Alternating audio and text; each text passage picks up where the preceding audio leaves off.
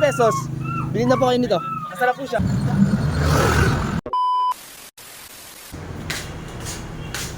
Ano kaya ang masarap na ulam ngayon? Yun. May manok dito.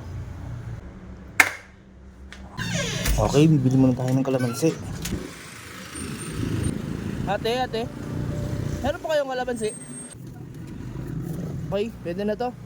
Ito na lang po. Okay na po yan. Thank you po. Okay. Nakakalamansi. Konting toyo para magkakulay siya. Konting asukal. Lagyan na lang natin to ng konting paminta. Okay, maghanap lang tayo ng mahihawan. 1 hour later. Okay. Ay, pwede po makihaw po yan. Pwede po makihaw. Sige po, thank you po. Okay kayo, pumayag na siya. Ay sir, bakal na po. Mura lang, 15 pesos. Bilhin na po kayo nito. Masarap po siya. Ang haba ng balbas mo. Hindi ka na ka, simangot kayo. Yun. Bilhin na po kayo. Yan po. Uy, lalagyan natin siya nitong pampalasa. Gusto po kayo sir? Mga ilan po? Mga 1,000? Malakas po sa kanin. Pabakain muna ako ng kanin ha. Mabalik na lang po ako. Kaya dito ang kanin. Ah, okay. Dito ang pares. Okay. Uy, sarap niyan. Sarap yan. Pares.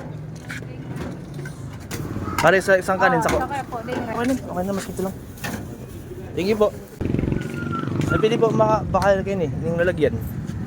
Okay, thank you. Okay. Okay, thank you. Ay, okay. Habang hinihintay natin maluto yung manok ko, dito muna tayo. Okay, ito yung kanin natin, oh. Okay, lalagyan natin dito. Okay, ready na yung kanin natin. Dito. Uy, sarap nito. Ate, kain na po tayo. Sarap, kain na po.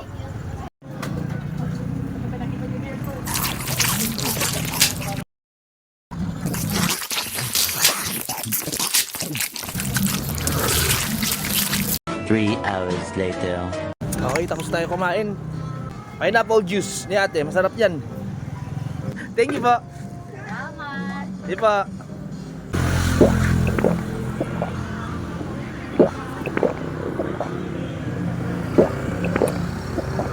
Thank you po. Suman. Thank you. Thank you. Nakakain na tayo. Nakakain na tayo, baby. Woo!